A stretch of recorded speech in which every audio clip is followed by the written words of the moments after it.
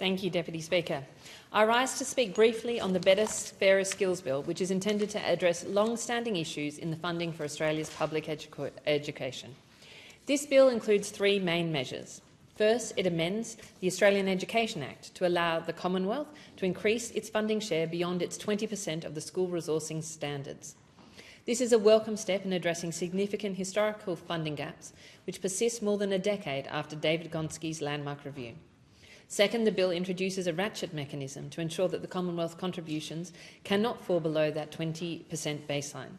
This is essential for guaranteeing stability in school funding in the future.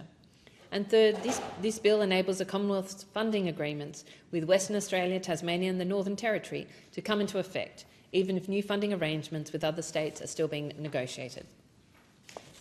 Deputy Speaker, before I entered Parliament, I had the pleasure of running the Australian Business and Community Network. ABCN, as it's well known, is a non-for-profit organisation that connects workplace mentors with students from low socioeconomic schools, helping to close gaps that exist in education and workplace opportunities. It's a fantastic organisation, and through this work, I was able to see firsthand the amazing talent and dedication that exists within our public schools. Many of the schools that I worked with, I'm very proud to still be connected with, schools like Cabramatta High School, where I had the great pleasure of working with Beth Godwin, who was one of those school leaders who really inspire you in terms of the work that they do. But I also saw the challenges, the frustrations, and the need to improve how effectively and efficiently our public schools function and how to better support our educators. Since entering Parliament, I've had the privilege of witnessing the incredible work being done by public schools in my electorate of Wentworth, and I want to give a particular shout out to Rose Bay Secondary High School. But I also have seen that many of the same challenges persist. Deputy Speaker, every child, regardless of their background, deserves a good start in life. That's why public education is a priority for me, and that's why I'm campaigning for a new public high school in Wentworth. Because whilst Wentworth is fortunate to have some incredible schools and some schools that really perform really at the top of the state and certainly show enormous excellence as well as care for the students, the options for public high school education are very thin on the ground. Half of our kids in Wentworth attend a public primary school, but less than 1 in 5 continue to high school in the state system. And this isn't because there's a lack of demand, with 3/4 of parents in a recent survey saying they would prefer to send their child to a co-ed public high school. But the options aren't there for them. And, with the high cost of private schools, with private schools costing on average in Wentworth $29,000 per year for children, families are struggling with the cost of private school fees.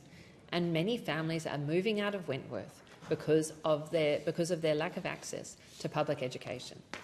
And whilst I'm thrilled that the community pressure has delivered $42 million investment in an upgraded co-ed public high school in Randwick, it's clear we need more options. And that's why I've been working with a local architect and expert in urban school design to help develop a vision for a new high school in the east. The options are incredibly exciting, but we need the state government to back us and to plan for additional public high school in easts in the future. Deputy Speaker, my commitment to public high schools and public education is also why I support all public schools reaching 100% of their SRS funding as quickly as possible. In Wentworth, data from the Australian Education Union suggests that an additional $19.1 million per year is needed to bring all our public schools up to 100% of the SRS. Statewide, the requirement is $1.8 billion per year across New South Wales. It's clear we have work to do, and because school funding is a shared responsibility, both Commonwealth and state governments need to step up. That is why this bill is a step forward. But I do have some concerns, both with this legislation and with the funding agreements being negotiated alongside it. Firstly, while the bill makes some important changes, the deals negotiated with the state so far mean that public schools in Western Australia and Tasmania are not due to be fully funded until 2029. Public school students need to be fully funded sooner rather than later, and further delays risk depriving students of essential support, resources and opportunities. Secondly, I'm concerned about a potential lack of accountability mechanisms if states or territories do not keep their side of the bargain. It's one thing to set a target, it's another to make sure it is met. Without proper accountability measures in place, there is a risk that these funding commitments could continue to fall short. Third, as noted by the Productivity Commission, the previous National Schools Reform Agreement did little to improve the overall school student outcomes. That's why it's critical that future funding agreements made under this bill must be about more than just money. We have, as a country, invested tens of billions of dollars of more money into public education since the Gonski Review, and I support that investment. However, we are not seeing results in terms of the outcomes for our students, from educational outcomes, but also from well-being outcomes. You see that Australia has had a steady decline in its PISA scores over the past 2 decades, with performance in maths declining 37 points since 2006, equivalent to almost 2 years of schooling, and performance in reading literacy falling 30 points, equivalent to a year and a half of schooling.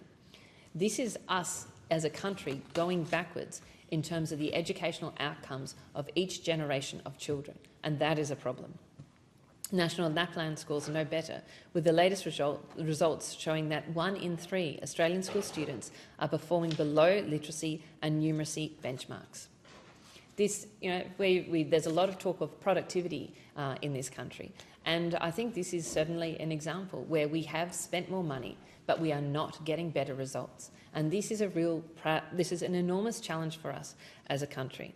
We need to make sure that the funding agreement set out in this bill drives real, measurable improvements in student performance and well-being, and ensure that resources are allocated in ways that genuinely benefit students and staff. As the Productivity Commission set out in its 2022 review of the NRSA, we need to support quality teaching and effective school leadership by reducing low-value tasks and out-of-field teaching, better disseminating best practices, and producing evidence-based resources for teachers to use in the classroom. I saw these firsthand when I was running ABCN, where I spoke to incredibly passionate and effective teachers who said more and more, and school leaders as well, who were spending more and more of their time on low-value administrative tasks and not having the same time and energy for their classroom, when we know that a great teacher and the relationship between a student and a teacher is what makes an enormous difference. So I think we have to make sure that our teachers can spend more time on the differences they can make to our students rather than on administrative tasks. That also applies to evidence-based resources. Again, I met to many teachers who were reinventing the wheel year after year in their schools, trying to cobble together great resources for their students. We have one curriculum in New South Wales. There's no reason why we shouldn't have truly excellent curriculum resources that all teachers can draw on and adopt if they adapt and adopt differently to their classroom. But we need to have better resources for our teachers, so that they can bring the best of themselves to that relationship with students. Secondly, from the Productivity Commission review, we need to support all students to achieve basic levels of literacy and numeracy, with which specific targets and measures to accompany this ambition. Because if students don't leave each year with appropriate levels of literacy and numeracy, they will fall further and further behind, and their opportunities post-school are too limited. This has to be a real focus just on getting those basics right. And we do need to reduce the differences in achievements across students by supporting those students who face particular challenges. Because Australia, we have some great and wonderful high performers, but we do have students who are not performing at that basic level. If we can lift them up, this makes a difference to our education outcomes, but it makes a difference to people's lives and the opportunities they can have in the future. These are the kind of essential productivity reforms that must form a core part of future funding agreements. And this is, what I am imploring the government to do, is to learn from some of the experiences of places like in the UK, where they really focused on the evidence for learning. I know that the government has made investments in this place, but this needs to be the piece, the sort of evidence for learning and evidence of actually what makes a difference in the classroom, such as phonics instruction, if we can adopt that widely across our education system, then we have a greatest chance of improving the outcomes for our students. So again, this is the piece I will be urging the government to do, is make sure that the states who control what actually happens in the classroom will deliver on things that will make our students learn better and actually improve the productivity of the education system, improve the outcomes of the education system, not just give the education system more money. My fourth concern, Deputy Speaker, is that this bill does not address the accounting loopholes that currently exist in our school funding arrangements. These loopholes allow states to allocate up to 4% of total SRS funding towards areas unrelated to schools. These include public transport, capital depreciation and regulatory bodies. In 2019, Labor indicated from opposition that it would address this issue, but it appears that these loopholes may be allowed to persist under this bill. And finally, my biggest concern is that funding agreements have not been reached with New South Wales, Victoria, Queensland and South Australia. Without agreements in place, public school funding is at risk from the beginning of next year. This would be a devastating outcome for students, teachers and families in these states. And so I strongly urge both the states and the Commonwealth to return to the negotiating table as soon as possible. I note that the Commonwealth has come up with a significant investment and has put a significant investment on the table for the schools, and I urge the states to accept this and work with the Commonwealth on this. I urge them collectively to deliver a pathway to 100% SRS funding for our public schools that is both equitable and prompt. Our students deserve no less